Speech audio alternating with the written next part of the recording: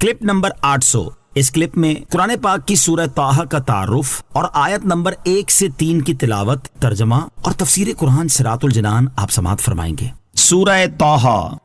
سورہ طٰہٰ کا تعارف۔ مقام نزول: سورہ طٰہٰ مکہ مکرمہ میں نازل ہوئی ہے۔ رکوع اور آیات کی تعداد: اس میں 8 رکوع اور 135 آیتیں ہیں۔ طٰہٰ نام رکھنے کی وجہ: طٰہٰ نبی کریم علیہ الصلوۃ والسلام کے مبارک ناموں میں سے ایک نام ہے، اور اس سورت کی ابتدا میں آپ علیہ الصلوۃ والسلام کو اس نام سے ندا کی گئی۔ اس مناسبت سے اس سورت کا نام طٰہٰ رکھا گیا ہے۔ سورہ طٰہٰ کے فضائل: نمبر 1، حضرت معقل بن یسار رضی اللہ تعالیٰ عنہ سے روایت ہے، حضور پر نور علیہ الصلوۃ والسلام نے ارشاد فرمایا، مجھے سورہ بقرہ ذکر سے عطا کی گئی ہے، سورہ طٰہٰ اور سورہ والطور حضرت موسیٰ علیہ الصلوۃ والسلام کی تختیوں سے عطا کی گئی ہے۔ سورہ فاتحہ اور سورہ بقرہ کی آخری آیتیں عرش کے نیچے موجود خزانوں سے عطا کی گئی ہیں اور مفصل صورتیں اضافی دی گئی ہیں۔ نمبر 2، حضرت ابو ہریرہ رضی اللہ تعالیٰ عنہ سے روایت ہے، رسول پاک علیہ الصلوۃ والسلام نے ارشاد فرمایا، اللہ تعالیٰ نے سورہ طٰہٰ، سورہ یاسین کے ساتھ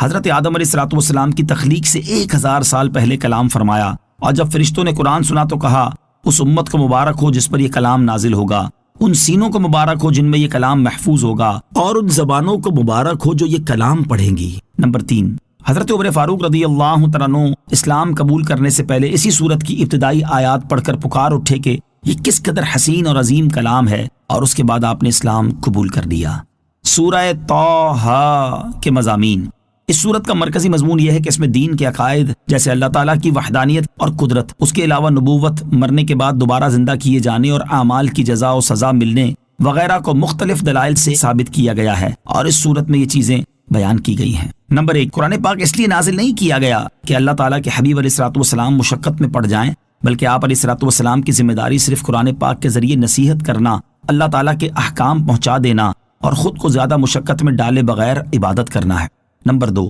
حضرت موسیٰ علیہ الصلوۃ والسلام اور فرعون کا واقعہ تفصیل کے ساتھ بیان کیا گیا، اور اس واقعے میں حضرت موسیٰ علیہ الصلوۃ والسلام کو بچپن میں صندوق میں بند کر کے دریا میں ڈالے جانے، حضرت ہارون علیہ الصلوۃ والسلام کے ساتھ حضرت موسیٰ علیہ الصلوۃ والسلام کو جابر و سرکش فرعون کے پاس بھیجنے اور اللہ تعالیٰ کی وحدانیت کے بارے میں اس سے بحث کرنے، جادوگروں کے ساتھ حضرت موسیٰ علیہ الصلوۃ والسلام کا مقابلہ ہونے، حضرت موسیٰ علیہ الصلوۃ والسلام کو اللہ تعالیٰ کی تائید اور مدد ملنے، جادوگروں کے ایمان لانے، حضرت موسیٰ علیہ الصلوۃ والسلام کا دریا میں راستے بنانے والا معجزہ ظاہر ہونے، بنی اسرائیل کے دریا پار کرنے، فرعون اور اس کے لشکر کے ہلاک ہونے، بنی اسرائیل کا اللہ تعالیٰ کی کثیر نعمتوں کی ناشکری کرنے، سامری کا سونے سے ایک بچڑا بنا کر بنی اسرائیل کو گمراہ کرنے، اور حضرت موسیٰ علیہ الصلوۃ والسلام کا اپنے بھائی حضرت ہارون علیہ الصلوۃ والسلام پر اظہار غضب کرنے وغیرہ کا ذکر ہے۔ نمبر 3، جو قرآن سے منہ پھیرے، اس پر ایمان نہ لائے اور اس کی ہدایتوں سے فائدہ نہ اٹھائے، اس کے لیے جہنم کی سزا کا بیان ہے۔ نمبر 4، قیامت کے دن کی ہولناکیاں اور اس دن مجرموں کے احوال بیان کیے گئے ہیں۔ نمبر 5،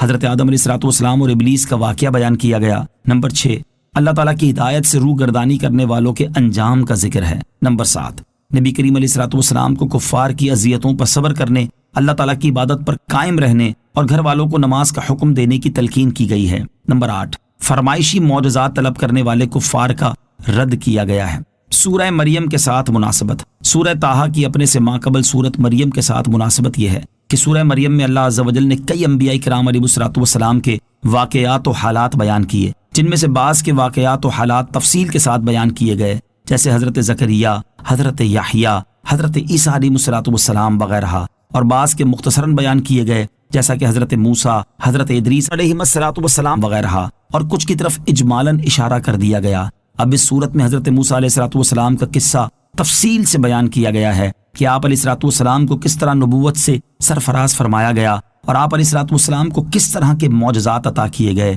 اور آپ علیہ الصلوۃ والسلام نے کس طرح ظالم بادشاہ کو حق کی دعوت دی، اور آپ علیہ الصلوۃ والسلام ہی کی دعا سے آپ کے بھائی کو نبوت سے نوازا گیا۔ بسم اللہ الرحمن الرحیم۔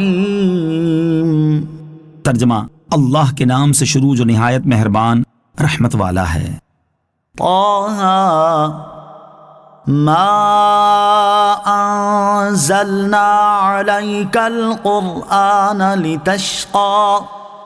الا تذکرۃ لمن یخشی۔ ترجمہ: طٰہٰ، اے حبیب، ہم نے تم پر یہ قرآن اس لیے نہیں نازل فرمایا کہ تم مشقت میں پڑ جاؤ، مگر یہ اس کے لیے نصیحت ہے جو ڈرتا ہے۔ طٰ